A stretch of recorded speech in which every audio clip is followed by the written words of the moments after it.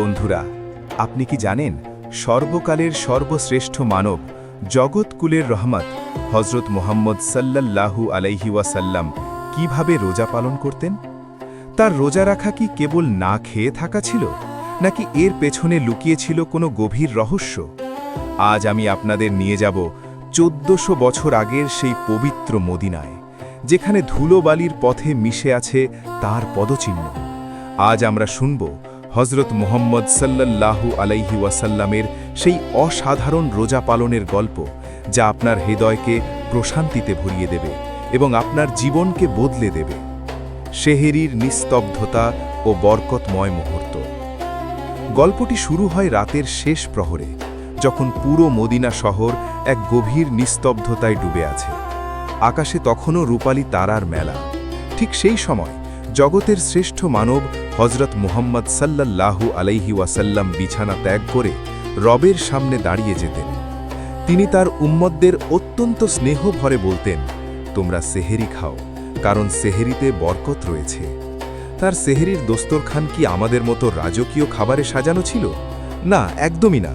সামান্য কয়েকটা খেজুর আর একটু পানি, এটাই ছিল তার সেহেরি। তিনি সেহেরি খেতে দেরি করতে পছন্দ করতেন, অর্থাৎ ফজরের ঠিক আগ মুহূর্তে।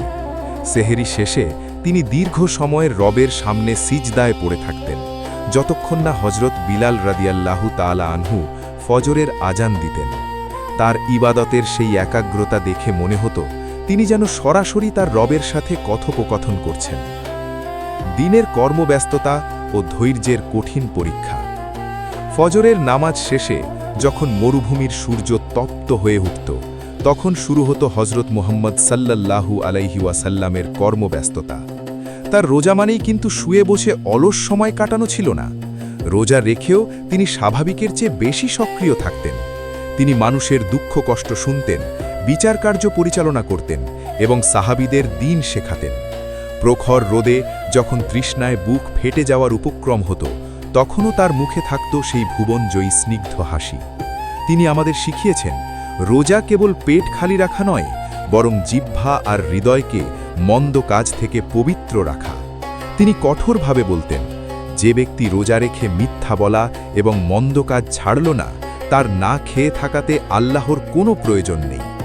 ক্ষুধার তীব্রতায় তিনি কখনো সামান্যতম বিরক্ত হতেন না, বরং এই ক্ষুধাকে তিনি পরম তৃপ্তির সাথে বরণ করে নিতেন। দানশীলতা ও কুরআনের বসন্ত। রমজান মাস এলে হজরত মুহাম্মদ সাল্লাল্লাহু আলাইহি ওয়াসাল্লামের দানশীলতা যেন সব সীমানা ছাড়িয়ে যেত। হজরত ইবনে আব্বাস রাদিয়াল্লাহু তাআলা আনহু বর্ণনা করেছেন যে রমজানে আল্লাহর রাসূল সাল্লাল্লাহু আলাইহি ওয়াসাল্লাম প্রবাহিত বাতাসের চেয়েও বেশি দানশীল হয়ে যেতেন। অর্থাৎ বাতাস যেমন সবাইকে স্পর্শ করে যায়, তেমনি তার হাতের দান থেকে মদিনার কোনো দরিদ্র মানুষ বঞ্চিত হতো না। আর ছিল আল কুরআনের সাথে তার এক গভীর মিতালি। প্রতি রমজানে প্রধান ফেরেশতা হজরত জিবরাইল আলাইহিসসালাম আসতেন এবং হজরত মুহাম্মদ সাল্লাল্লাহু আলাইহি ওয়াসাল্লাম তাকে পুরো কুরআন তেলাওয়াত করে শোনাতেন।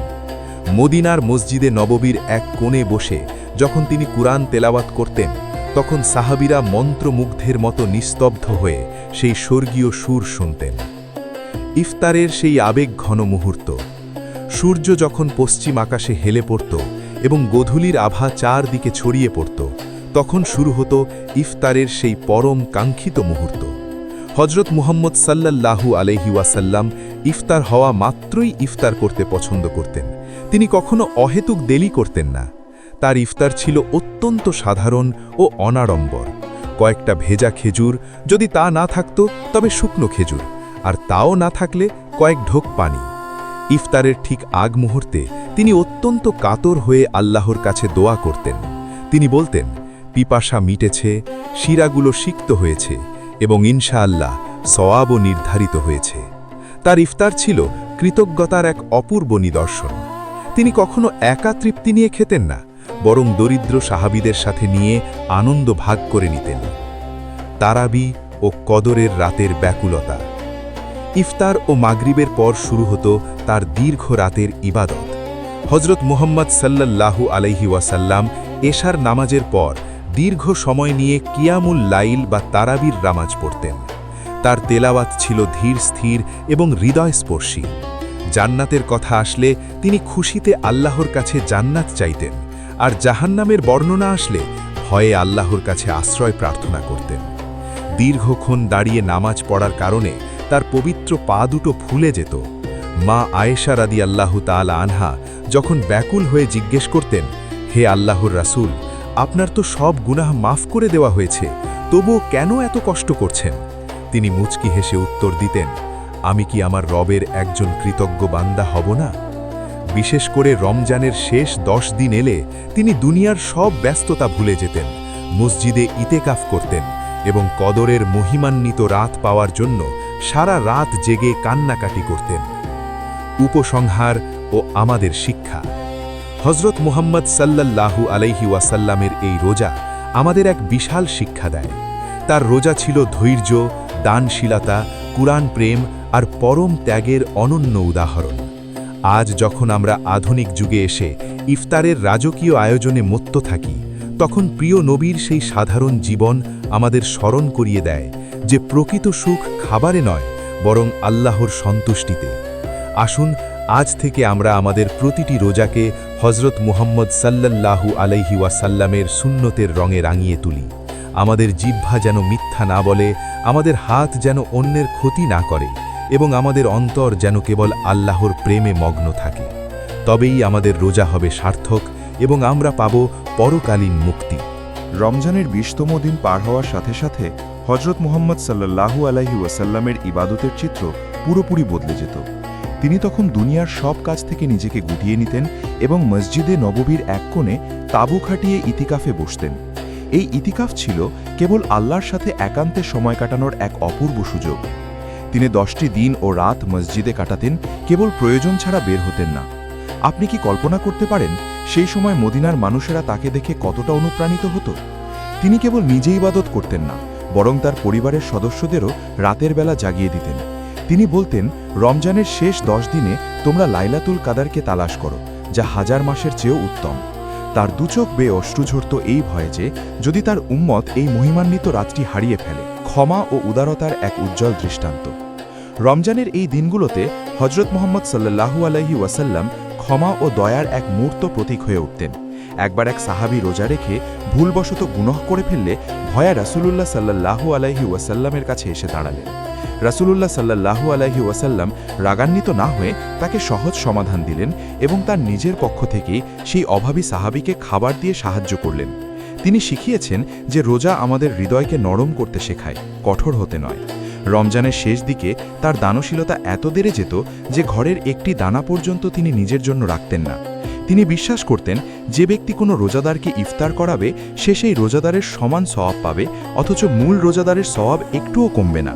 বিদায় রমজানের বিষণ্ণতা ও সাদকাতুল ফিতর। রমজান যখন শেষের দিকে আসত তখন হজরত মুহাম্মদ সাল্লাল্লাহু আলাইহি ওয়াসাল্লামের হৃদয়ে এক ধরনের বিষণ্ণতা কাজ করত। রহমতের এই মাস চলে যাচ্ছি ভেবে তিনি সাহাবীদের উৎসাহিত করতেন যাতে তারা শেষ মুহূর্ত পর্যন্ত আল্লাহর অনুগ্রহ প্রার্থনা করে। তিনি ঈদের চাঁদ দেখার আগে অভাবী মানুষদের কথা ভুলে যেতেন না। তিনি প্রত্যেক সামর্থ্যবান মুসলমানের ওপর সাদকাতুল ফিতর বাধ্যতামূলক করে দিলেন, যাতে ঈদের দিন মদিনার কোনো গরিব মানুষও যেন না খেয়ে না থাকে। এটি ছিল তার পক্ষ থেকে মানবতার প্রতি এক বিশাল উপহার। তিনি চাইতেন ঈদের খুশি যেন কেবল ধনীর ঘরে নয়, বরং প্রতিটি কুঁড়ে ঘরে পৌঁছে যায়। উপসংহার ও আমাদের শিক্ষা। বন্ধুরা, হজরত মুহাম্মদ সাল্লাল্লাহু আলাইহি ওয়াসাল্লামের রোজা পালনের এই দীর্ঘ সফর আমাদের কেবল একটি বার্তাই দেয়, আর তা হল আত্মশুদ্ধি। তিনি শিখিয়েছেন কিভাবে অল্পতে তুষ্ট থাকতে হয়, কিভাবে মানুষের সেবা করতে হয় এবং কিভাবে রবের সাথে প্রেমের সম্পর্ক গড়ে তুলতে হয়। আজকের এই আধুনিক পৃথিবীতে যখন আমরা কেবল খাওয়ার আর উৎসবের মোহে পড়ে থাকি, তখন প্রিয় নবীর এই মহান আদর্শই পারে আমাদের সঠিক পথ দেখাতে।